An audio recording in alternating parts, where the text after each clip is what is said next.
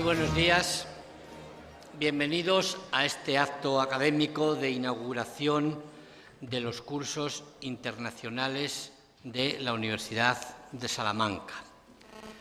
Me acompañan en la mesa don Julio Borrego Nieto, catedrático de esta universidad y director de la Cátedra de Altos Estudios del Español, las vicerrectoras de Relaciones Internacionales e Institucionales, doña Noemí Domínguez, y de Estudiantes e Inserción Profesional, doña Cristina Pita, y la directora de Cursos Internacionales de la Universidad de Salamanca, doña María Isabel Toro. Tiene, en primer lugar, la palabra la directora de Cursos Internacionales, profesora Toro Pascua. Adelante, María Isabel.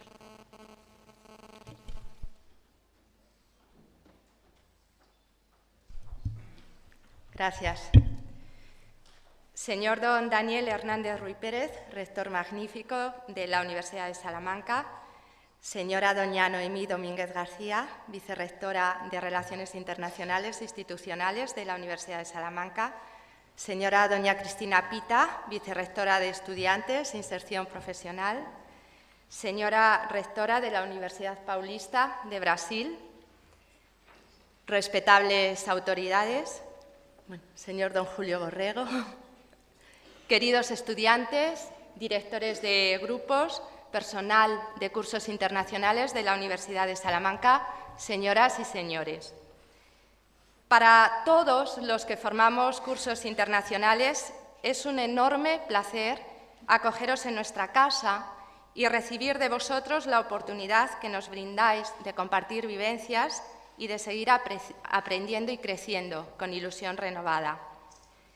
En este año 2013, además, tendremos la ocasión de celebrar juntos nuestro 50º cumpleaños, nuestros 50 años dedicados a la enseñanza del español y de la cultura españolas.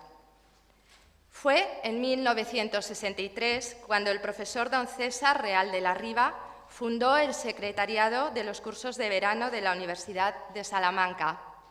Sin embargo, aquel acontecimiento fue, en realidad, el punto de llegada de una andadura iniciada mucho antes, en el curso académico 1928-1929. En ese año, la Universidad de Salamanca recibió a sus primeros 11 estudiantes de español como lengua extranjera, procedentes de 5 países y de 3 continentes, 6 ingleses, 2 franceses, un alemán, un estadounidense y un japonés. En 1963, nuestra universidad, consciente del valor del camino recorrido y del que aún quedaba por andar, dio un nuevo impulso a nuestros cursos de lengua y cultura. Un impulso que, gracias a quienes, como hoy vosotros, han confiado en nuestro trabajo a lo largo de los años, nos ha traído hasta este verano de 2013. Durante estos 50 años han pasado muchas cosas. Hemos conocido 2 siglos y 2 milenios y hemos llenado la historia con acontecimientos felices y no tan felices. En 1963, Martin Luther King tuvo un sueño, mientras Julio Cortázar nos enseñó a soñar con su novela Rayuela. En mayo de 1968 salimos a las calles de París y solo un año después llegamos hasta la Luna. No contentos con ello, en 1971 la banda Led Zeppelin construyó una escalera hacia el cielo y tal vez por ella se nos escaparon en 1973 Pablo Picasso y Pablo Neruda. En 1978 tuvimos 3 papas y en España aprobamos nuestra Constitución. Pudimos oír de nuevo a Mahatma Gandhi durante 3 horas de 1982, aunque fuera en las salas de cine. Con Gabriel García Márquez amamos en los tiempos del cólera de 1985 y 3 años después estrenamos Constitución en Brasil. En 1989, mientras derribábamos muros en Berlín, en Oslo el Dalai Lama recogía el Premio Nobel de la Paz. Y en 1994 nos sorprendimos por fin con los colores restaurados de la vieja Capilla Sixtina. Llegó el año 2000 y con él el miedo al apagón informático que nunca sucedió. El euro desterró las viejas monedas de muchos bolsillos y en 2008, como una ladrona silenciosa e implacable, la crisis comenzó a tomar las riendas del día a día. Y mientras el mundo escribía estas páginas en su historia, aquí, en Salamanca, en cursos internacionales, nos íbamos afanando en el esfuerzo y en los nuevos retos. En estos 50 años se ha renovado y se ha ampliado nuestra oferta de cursos de lengua y cultura española, por los que ya han pasado más de 260.000 estudiantes procedentes de todo el mundo. Nos dedicamos también a la formación de profesores de español como lengua extranjera a través de programas propios, de cursos impartidos en colaboración con el Instituto Cervantes y con otras instituciones, y de másteres especializados en los que participan varias universidades de los Estados Unidos y la Embajada de España en Washington. En este medio siglo también hemos sabido dar respuesta a las necesidades que han surgido en el campo de la evaluación de lenguas. En 1987 comenzamos a crear exámenes propios para evaluar el dominio del español como lengua extranjera, los llamados CEUS y DEUS.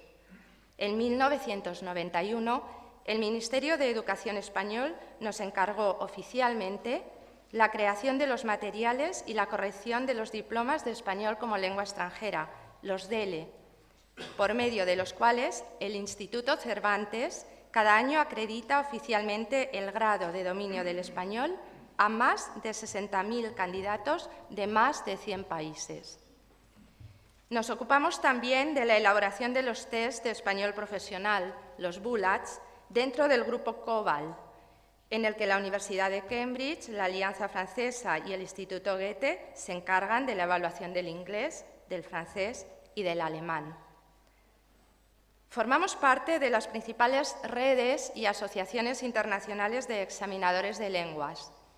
En 1990 fundamos, junto con la Universidad de Cambridge, la Asociación Europea de Examinadores de Lenguas Extranjeras, ALTE, en cuyo seno hemos participado en proyectos de relevancia internacional, como Sarvelan.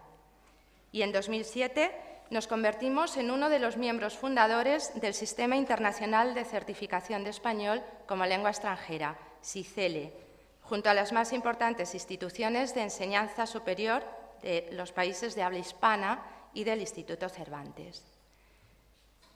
Todas estas actividades solo pueden acometerse gracias, repito, a la confianza que a lo largo de los años estudiantes como vosotros han puesto en nuestro quehacer y gracias a la enorme responsabilidad y al estímulo que esto significa para nosotros.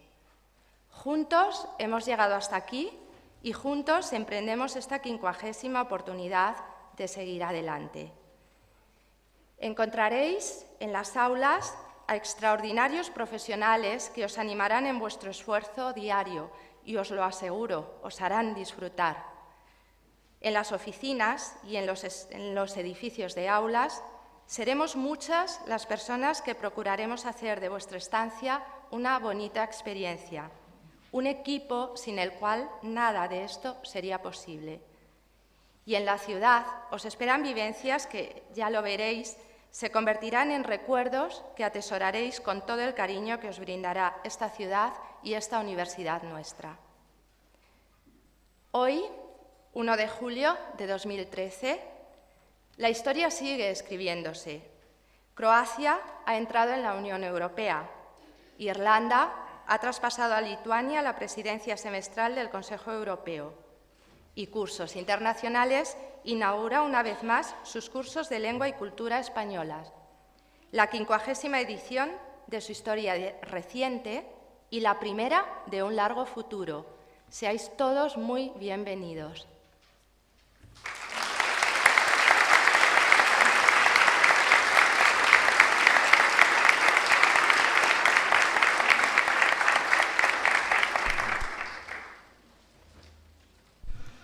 Tiene ahora la palabra don Julio Borrego, catedrático de lengua española de esta universidad, director de la Cátedra de Altos Estudios del Español, que nos dará una conferencia de título Las trampas de la lengua, manual para sobrevivir al español. Así que, Julio, estamos dispuestos a adentrarnos contigo en esas procelosas aguas.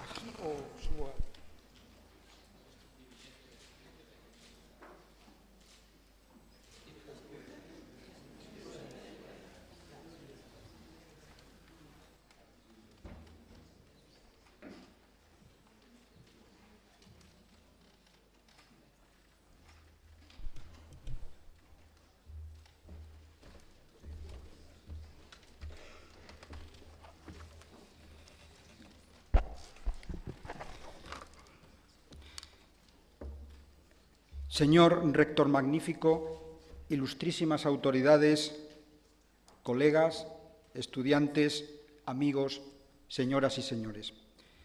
El 3 de julio de 1977, es decir, hace casi exactamente 36 años, entré muy nervioso en el aula para dar mi primera clase de español a estudiantes extranjeros. Repetí la experiencia ininterrumpidamente durante 20 años más, hasta el otoño de 1977. Ese día entré muy nervioso en el aula para dar la última clase. Aunque la disculpa oficial fue otra, decidí dejarlo cuando un estudiante muy inteligente me dijo: «Usted es un profesor desperdiciado». «¿Por qué?», le pregunté extrañado. «Porque debería dedicarse a cosas más serias». Y yo, que sabía que aquella era una de las actividades más serias y más útiles que había hecho en mi vida, y que sabía que él también lo sabía, inferí que me estaba diciendo otra cosa. Yo ya no daba clases, daba conferencias. Había perdido el componente esencial de este oficio, la imaginación. Desde entonces me he dedicado a escribir gramáticas. Hoy sé más cosas sobre el español que sabía entonces. Muchas las he aprendido en los libros, pero en aquella experiencia de mis clases de español como lengua extranjera aprendí la más importante: a tomar conciencia de los problemas. Recuerdo una tarde en que mi amigo Pepe Gómez Asencio y yo estuvimos intentando encontrar, porque se lo había preguntado a él una estudiante italiana, cuándo había que decir en español más que y cuándo había que decir más de. Ahora que ya contamos con grandes trabajos sobre el tema, por ejemplo los de Salvador Gutiérrez, puede parecerles fácil, pero inténtenlo a pelo sin mirar ningún libro, verán lo difícil que es. Otro día les expliqué a los estudiantes cómo funcionaban las condicionales con sí, y luego les añadí, porque lo había leído en las gramáticas, que cuando se cansaran de poner sí, podían poner un poco al azar otras muchas partículas que significaban lo mismo: como, siempre que, en caso de que, con la condición de que, y un largo etcétera. Hasta que una alumna lista, que había aprendido la lección, me dijo en la fiesta de despedida del curso: «Como me pongas una buena nota, bailo contigo». Y entonces me pregunté perplejo por qué, si la chica era tan guapa y bailaba tan bien, aquello me sonaba tan raro. Uno de mis primeros artículos publicados y otro de los últimos tienen que ver con el tema. Pero también aprendí otras cosas que yo pensaba que no tenían que ver con la lengua, porque entonces la cultura la formaban solo los escritores y los artistas. Por ejemplo, cuando les planteé a un grupo de estudiantes llevar a cabo una misión lingüística en el mercado de Salamanca. Luego eso se ha llamado enfoque por tareas. Y al llegar al puesto de carne alguien exclamó: «Los españoles comen cerebros». «No, hombre, no, cerebros es lo que piensa, no lo que se come, esos son sesos», le dije yo. Yo lo veía evidente, pero él no, para él aquello eran claramente cerebros, como los que trasplantaba Frankenstein. Y al contrario, ellos veían evidente, pero yo no, terminar la Coca-Cola en clase o seguir con la gorra puesta, y cosas más pintorescas como un estudiante que pretendía que en una bolera le descontaran dinero porque le habían dado unas zapatillas que le quedaban un poco grandes, o una joven futura mamá que tejía un jerseycito monísimo en clase, sentada en la primera fila, lo soltaba intermitentemente para tomar apuntes y luego proseguía afanosa. O un magnate del petróleo que cuando yo lo requería para que hiciera un ejercicio la señalaba y decía, o un magnate del petróleo que iba a clase con una secretaria que no solo le tomaba los apuntes, sino que cuando yo lo requería para que me hiciera un ejercicio la señalaba y decía: «Yo muy cansado, ella». A mí, como a mis colegas, eso me parecía simplemente mala educación, pero dada mi invencible timidez, nunca les dije nada. Y después me alegré, porque no es que se estuvieran saltando las reglas, es que para ellos las reglas eran distintas. De hecho, la mamá del jersecito me dijo al terminar el curso que estaba muy contenta, que había aprendido mucho, y me invitó al bautizo de su hija. En resumen, en aquellos años aprendí, señoras y señores, querido estudiante que me escuchas, y con esto voy entrando en el tema, que el aprendizaje de las lenguas y las lenguas mismas están llenas de trampas. No solo el español, claro, pero el español también. Y como tú has venido a aprenderlo, tengo la obligación de prevenirte contra ellas. Fíjate que mi charla no se llama Manual para sobrevivir en español. Este título supondría que usamos el español como ayuda contra otro enemigo. Por el contrario, se llama Manual para sobrevivir al español, es decir, el enemigo es él. Piensa como aperitivo y botón de muestra qué se puede esperar de una lengua en la que cuando alguien te dice «dudo que tú hayas leído el Quijote», lo que realmente quiere decir es que está prácticamente seguro de que no lo has leído. Y cuando te dice «seguramente no has leído el Quijote», lo que pasa es que tiene dudas. No debería ser al revés. Bien, pues ya que hemos puesto estos ejemplos, empecemos por la gramática. Sería fácil para ti hacer una lista de trampas, el imperfecto, ser y estar, el subjuntivo, por y para. ¡Ay, por y para! Una semana me pasé explicando una vez estas preposiciones con un método que creí revolucionario y 100% eficaz, hasta que los estudiantes, el día de la despedida, fueron diciéndome sin excepción, «gracias para todo». Bueno, sí, la excepción fue uno que me dijo, «gracias por todo, lo que me has enseñado me servirá mucho por mi trabajo».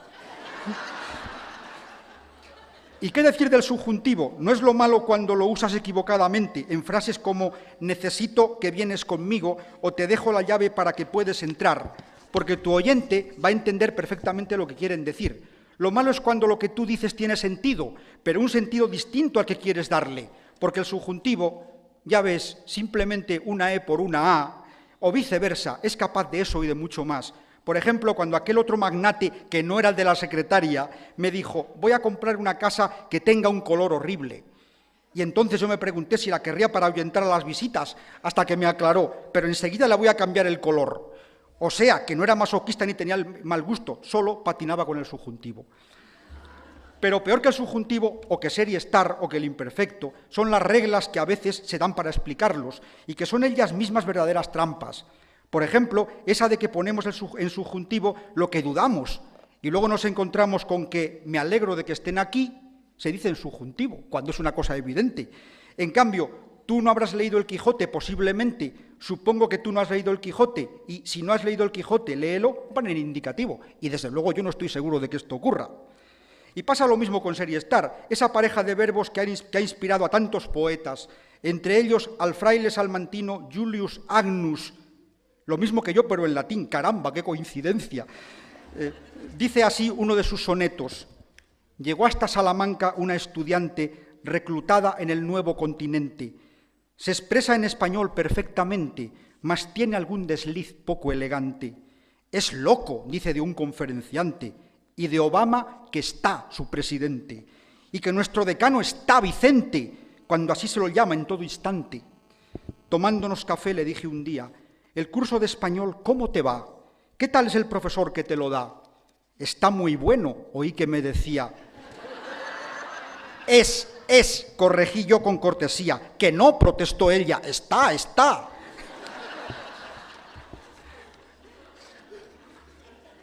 Pues bien, en relación con esta pareja de verbos, quizá te hayan dicho que uses estar para lo efímero, para lo que pasa, pero se dice que los dinosaurios están extinguidos cuando no hay manera de recuperarlos, o lo más irreversible por ahora, que alguien está muerto, o que se usa para lo que ha cambiado, pero después de un accidente se dice está ileso, cuando afortunadamente no ha cambiado nada, o está entero, tras dejar caer de las manos el jarrón de la abuela.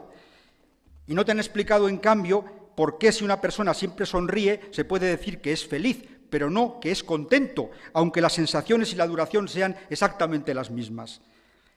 Y peor que las dificultades y las malas reglas son los espontáneos, es decir, esos amigos o amigas que siempre dispuestos a ayudar echan mano del gramático que llevan dentro y te dicen y son anécdotas reales, cosas como las siguientes. El subjuntivo, deja de darle vueltas, mujer, si eso en español solo lo usan 4 locos. ¿Que por qué se puede decir es casado? Bueno, eso era en época de Franco, que no había divorcio. Ahora se puede decir es casado o está casado, según como veas la cosa de estable. En español no se dice es enfermo porque la sanidad es muy buena y tenemos esperanzas de que todos se curen. Y luego está la gramática de los libros frente a la de la vida. Una estudiante se quejaba amargamente, más o menos de esta manera, y pido perdón por ciertas expresiones, porque ciertas expresiones resuenen en este ámbito solemne, pero son parte de la lengua. Decía así: la regla del superlativo en español es muy fácil. De bueno, buenísimo. De malo, malísimo. De lejos, lejísimo. Pero la gente no dice buenísimo, dice de puta madre. No dice malísimo, dice de puta pena. No dice lejísimo, dice en el quinto coño.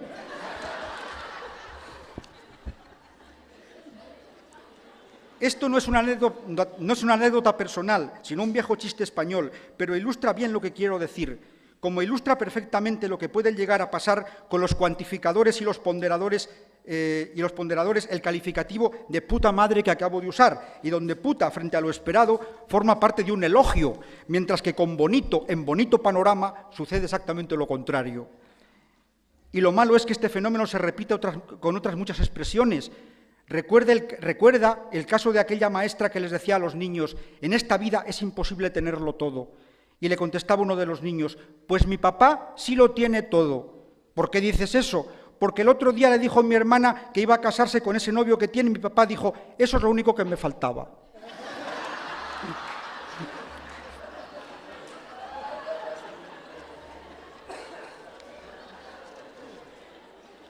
Bueno, la gramática es normal que tenga trampas, es tan abstracta, dirás, tan complicada, y el vocabulario lo mismo, es tan amplio, se presta a tantas sutilezas. Lo malo es que hay otras trampas en las lenguas y en cuestiones aparentemente mucho más sencillas, por ejemplo, los saludos, eso que está en la primera unidad de cualquier manual.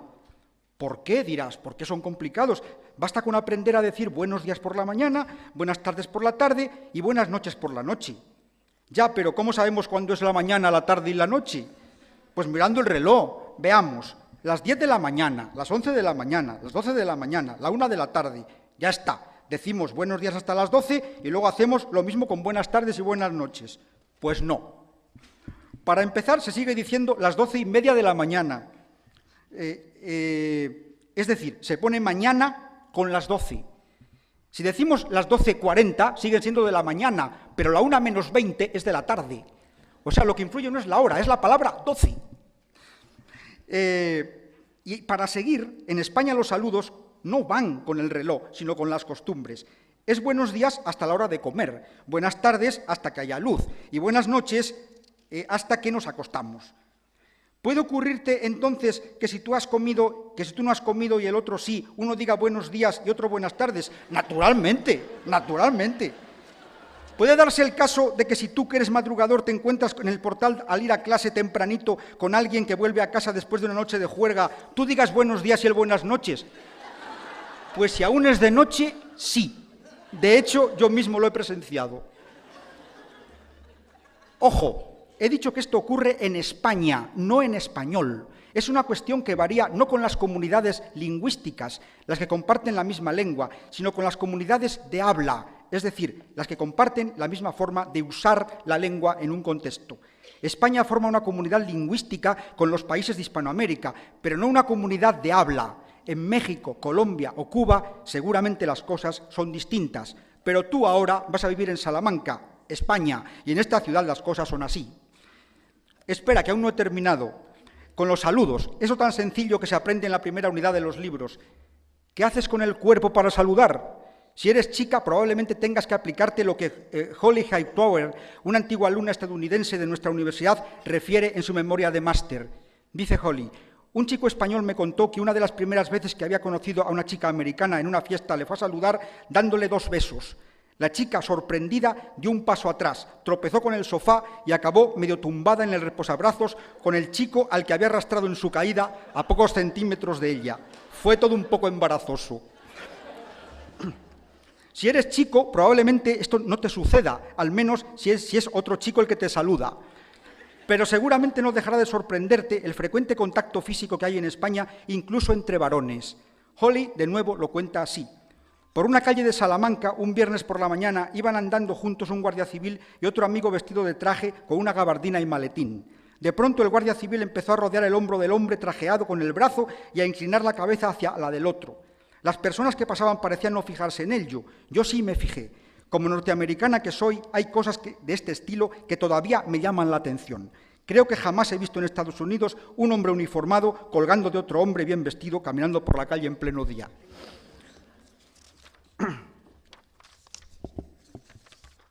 Muy unido a esto va la distancia física que mantendrán contigo al hablar y, en general, en los espacios públicos, y que seguramente te parecerá demasiado reducida.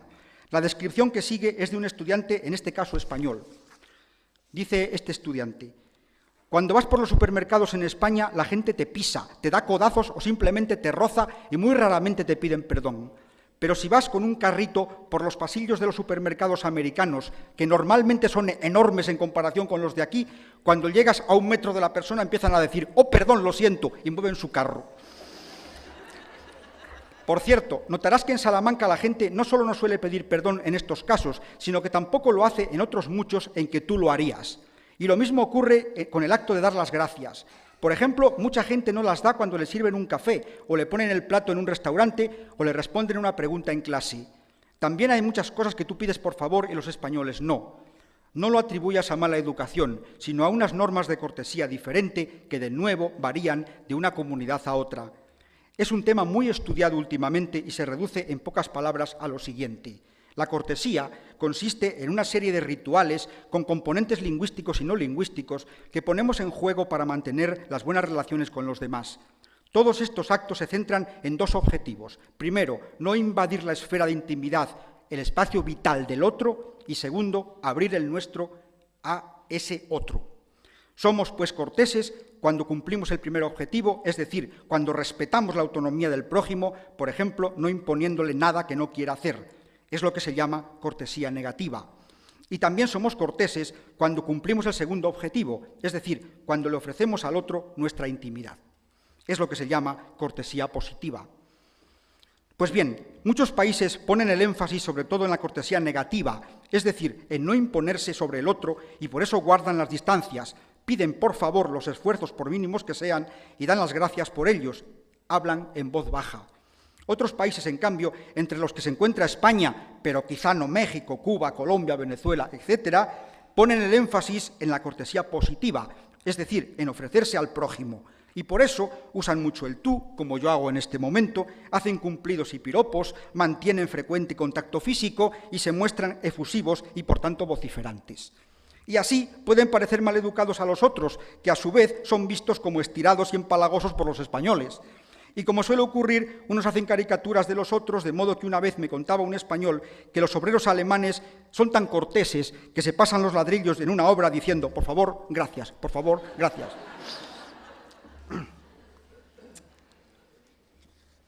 Espero haberte convencido de que incluso actos tan sencillos como saludar o dar las gracias están llenos de trampas. Pero por si no lo he hecho del todo, te añado otro dato. Acabo de dirigir un trabajo de fin de máster de una alumna, Alba, que les planteó a una serie de estudiantes universitarios españoles la siguiente situación.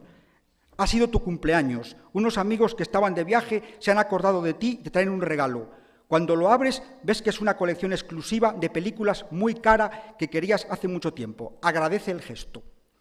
Una respuesta típica fue, por ejemplo, la siguiente. ¡Ah! No me lo puedo creer. Muchísimas gracias, de verdad. Pedazo regalazo, os habrá costado un pastizal, si es que sois lo mejor, y si nos hacemos unas palomitas y nos ponemos una de las pelis. En una situación como esta, cuando hay que dar las gracias de verdad, no valen las propuestas de los manuales. Si uno dice solamente gracias, o incluso muchas gracias, o muchísimas gracias, habrá quedado fatal. El acto necesita de otros componentes, sin los cuales quedaría incompleto, entre ellos una exclamación de sorpresa. Ah, no me lo puedo creer. Un elogio del regalo, pedazo regalazo. La manifestación de que es un exceso, os habrá costado un pastizal. Un elogio de los amigos, si es que sois lo mejor. Y una especie de compensación. Hacemos palomitas y vemos una de las pelis. Pueden parecer unos componentes azarosos, pero lo cierto es que con mayor o menor frecuencia salen siempre. Pero ojo, salen siempre entre españoles, porque si se trata de otras culturas, la cosa puede cambiar, y de hecho cambia. La misma autora, Alba, presentó la misma situación a hablantes chinos, y las respuestas no fueron las mismas. Ellos se centran en el elogio al regalo y a la amistad, y descuidan mucho otros componentes, incluso las expresiones mismas de agradecimiento. Es decir, puede que no digan ni siquiera gracias. Por otra parte, mientras en los españoles la entonación exclamativa es muy marcada y abundan las interjecciones vacías, ala, oh, ah, anda, jolín, ostras, guau, buah, puaf, guay, en los chinos el tono es muy contenido y más abundante en expresiones referenciales. Me siento muy feliz, estoy muy alegre, nadie me habló de esto. Un español reconocería enseguida qué respuestas corresponden a los informantes nativos y cuáles no. En realidad, el experimento se ha hecho.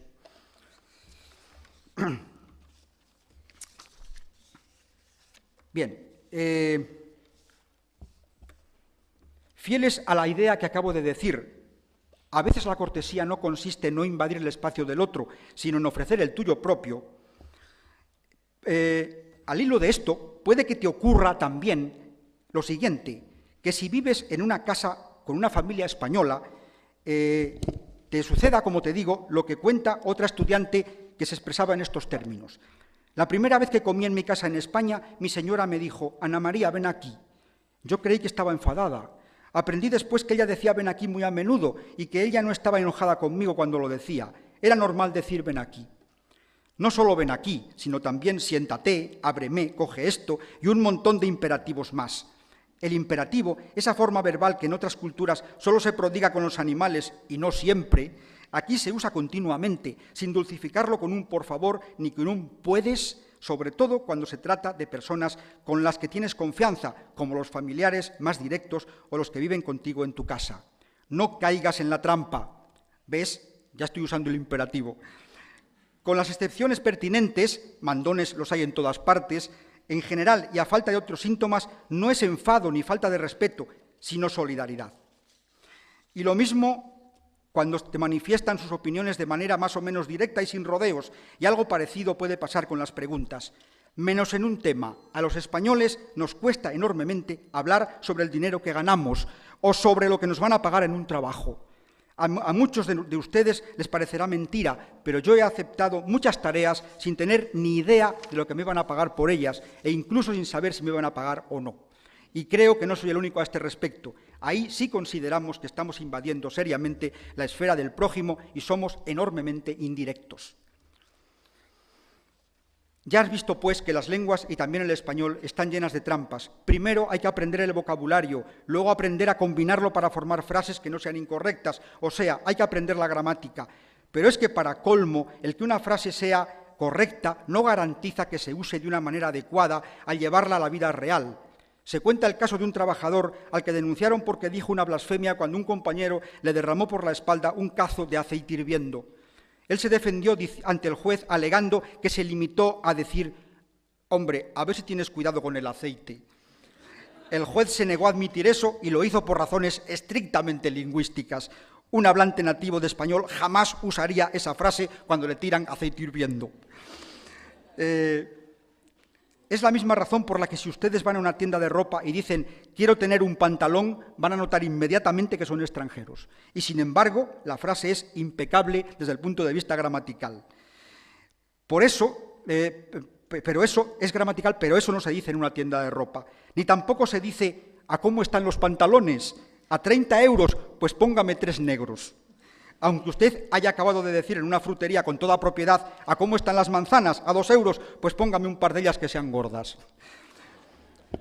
Bueno, por si no fuera suficiente con todo esto, el español te pone otra trampa más. No es uniforme, es decir, no se habla lo mismo en todas partes. Varía sobre todo el vocabulario, pero también, aunque menos, la gramática. La mayoría de los países que hablan español, como sin duda saben ustedes, no usan formas como vosotros o vuestro. Y la pronunciación también varía. Si viajas a algunas zonas de Andalucía te va a costar entender a la gente al principio, sobre todo si hablan de corrido. Y también varían las normas culturales, esas que hemos visto que tienen que ver con los saludos y con la cortesía y en general con la forma en que se usa la lengua en la vida real.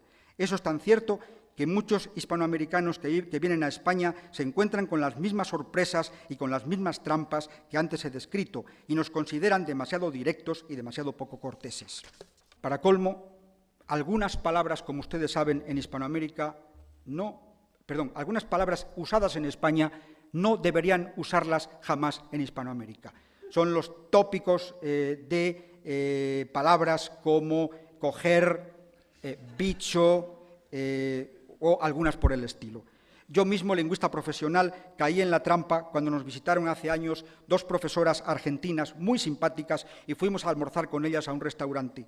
Yo me quité la chaqueta, la americana, y la coloqué en el respaldo de la silla. Luego alguien me sugirió que me cambiara de sitio y le dije, espera, que voy a coger la americana. A lo que respondió riéndose una de las profesoras, hombre, habrá que averiguar antes qué opina la americana.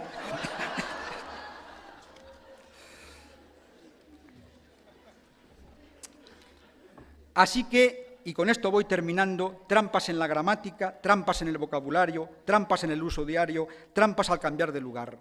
Menos mal que nos queda la ortografía. Con esto tú no tienes problemas, porque el español tiene una ortografía bastante próxima al principio de una letra, un sonido. De hecho, el verbo deletrear, tan útil en inglés, apenas lo usamos en español. Si ves escrita una palabra, sabes cómo se pronuncia, y si la oyes, sueles saber cómo se escribe, aunque esto es un poco más difícil.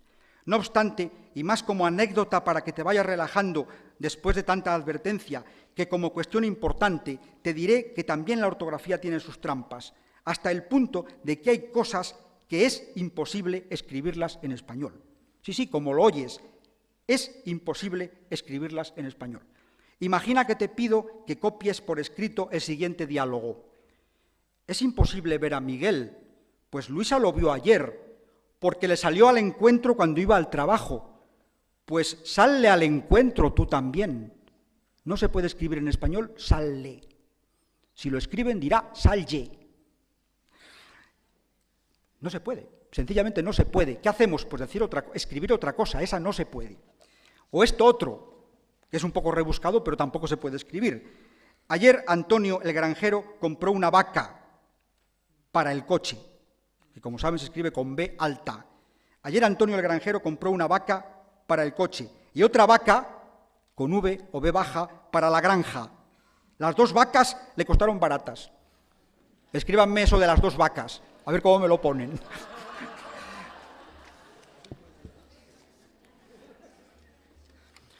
Aquí termina este pequeño avance de mi manual para sobrevivir al español.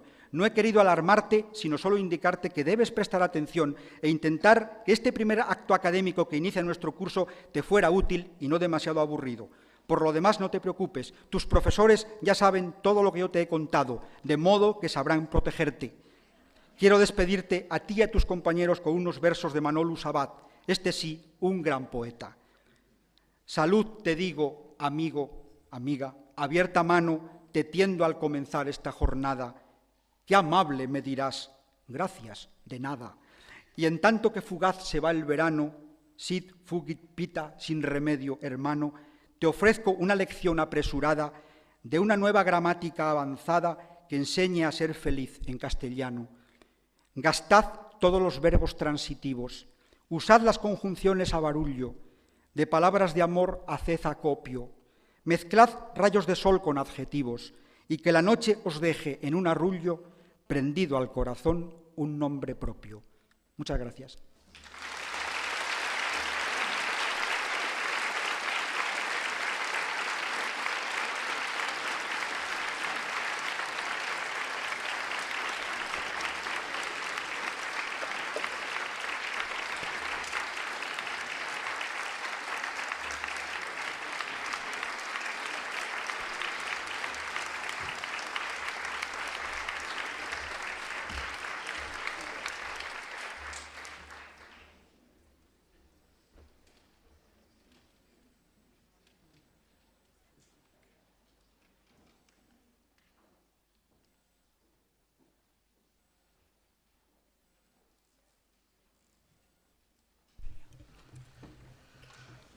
Muy bien, muchas gracias, Julio, por esta charla, este aviso de navegantes en el proceloso mar del español. Distinguidas autoridades académicas, civiles, militares, aquí presentes, representantes, decía, de la Sociedad de Cursos Internacionales, de nuestras facultades más implicadas con estos cursos que inauguramos, la Facultad de Filología, la Facultad de Geografía e Historia. También saludo especial a nuestros jefes de grupo y a todos ustedes, señoras y señores. No quiero dejar de referirme en el día de hoy y saludarles también especialmente, por una parte, a Claudia Sánchez Real, la nieta de don César Real de la Riva, que fuera el fundador de los cursos internacionales de la Universidad de Salamanca. Y también saludar muy especialmente a la rectora Marilia Ancona López de la Universidad Paulista. Muy bienvenida. Me complace pues dar a todos ustedes la bienvenida a esta 50ª edición de los cursos de verano de cursos internacionales. Son unos cursos que gracias a todos ustedes convierten a la ciudad de Salamanca y en nuestra universidad en un crisol de culturas, de lenguas y también en un crisol de amistad. Podría hablarles ahora de los méritos que Salamanca y su universidad reúnen para subrayar lo acertado de su elección de esta ciudad y de esta universidad para pasar un verano aprendiendo o reciclando sus conocimientos de español. Desde la gramática de Nebrija hasta el manual de la nueva gramática española, que presentara aquí mismo hace 3 años y en la que se siente la mano de Julio Borrego, han pasado por aquí muchos siglos de enseñanza del español. Pero como es mal síntoma que una universidad y una institución hable más de su pasado que de su futuro, prefiero hablarles de lo que estamos haciendo para mantener una posición de liderazgo en la investigación y en la enseñanza del español, tal y como recordé apenas hace unos días en la inauguración del tercer Congreso Internacional del Español que ha tenido lugar en esta misma ciudad de Salamanca. Así que, dentro de unos principios de economía de medios, voy a repetir algunas de las cosas que allí dije. Que hace 4 años se ha dotado y ocupado una cátedra de lengua española específica de español como lengua extranjera. Que hace 3 hemos reestructurado y renovado cursos internacionales de la Universidad de Salamanca para adaptarnos a las nuevas demandas y abrirnos a países con un creciente interés por el español. Que hemos obtenido una mención de Campus de Excelencia Internacional, que denominamos Campus Studi Salamantini, que tiene entre sus ejes principales el estudio, docencia e investigación sobre el español, convirtiéndonos, además, en la única universidad española que tiene un sello de excelencia internacional en el campo del español. Acabamos de crear, como uno de los proyectos de este Campus de Excelencia Internacional, una iniciativa muy novedosa, un sistema de franquicias internacionales de español. Se denomina Escuelas de Lengua Española Universidad de Salamanca y que tiene como acrónimo LUSAL, que a ustedes no se les oculta que puede, si se quiere, ser interpretado también de otra manera. Para esas escuelas hemos creado nuevos manuales del español. Estamos ultimando, además, una doble titulación de máster con una universidad norteamericana y una titulación conjunta de máster, siempre de enseñanza del español, con 6 universidades egipcias, para cuya puesta en marcha hemos recibido de la Comisión Europea una subvención cercana al 1.000.000 de euros. Y además de todo eso, no cejamos en la preparación de la celebración de nuestro 8º centenario, en 2018, en el que obviamente la enseñanza del español tendrá un destacado papel. Todo esto que tan brevemente les anticipo ha supuesto y supondrá un enorme trabajo por parte de un gran número de profesionales de esta universidad. Cursos internacionales, Facultad de Filología, en la de Geografía e Historia y aún en otros centros, y ahí pertenecen profesores que les darán clase este verano. No puedo terminar sin una pequeña reflexión. Generalmente, a la luz del pasado, vemos más claramente el futuro. No puede dejar de asombrarnos que una lengua que estaba destinada a ser el idioma de una pequeña parte de Castilla pasara primero a ser la lengua de España entera y haya terminado por ser la lengua materna de 500 millones de personas en varios continentes. Lo que resulta indudable es lo enriquecedor que ha sido el resultado para nosotros. Hemos compartido nuestra lengua hasta el punto de que en algunos sentidos es más la lengua de otros que la nuestra propia. Hace 3 años, al presentar la versión manual de la nueva gramática, sus creadores nos recordaban que algunos rasgos del español de España son claramente minoritarios. Y los que hablamos español tenemos una enorme riqueza y compartirla nos enriquece aún más. Decía Ortega en sus lecciones de metafísica que el lenguaje es, por excelencia, el lugar común. Y eso es lo que espero que ustedes logren en los próximos días. Compartir sus pensamientos, reflexiones y conocimientos mediante una lengua que empiezan a hacer propia, el español. Su estudio y su conocimiento les darán nuevos instrumentos para buscar ese espacio común que facilita el entendimiento entre los pueblos. Cada año recibimos entre ustedes a miembros del cuerpo diplomático que al finalizar el verano conocerán mejor nuestro idioma y costumbres y contribuirán así a tejer una red más extensa y firme en las relaciones internacionales de nuestro país y de otros de habla hispana. Pero todos ustedes tienen también esa función. Todos ustedes serán también nuestros diplomáticos, los que lleven el español a otras culturas. Solo me resta reiterarles la bienvenida, desearles un verano fructífero, asegurarles que cualquier iniciativa positiva en favor de la promoción del español encontrará el respaldo de esta universidad que está obligada a ello por sus estatutos, por su tradición y por su vocación. Y quisiera, para terminar, dar muy explícitamente las gracias a los jefes de grupo. Dependemos de ustedes. Gracias a ustedes, cursos internacionales y los cursos de verano de cursos internacionales son lo que son. Así que muchas gracias de parte de la Universidad de Salamanca. Esperamos seguir contando con ustedes y que ustedes sigan confiando en nosotros y nos traigan cada vez más estudiantes. Muchísimas gracias.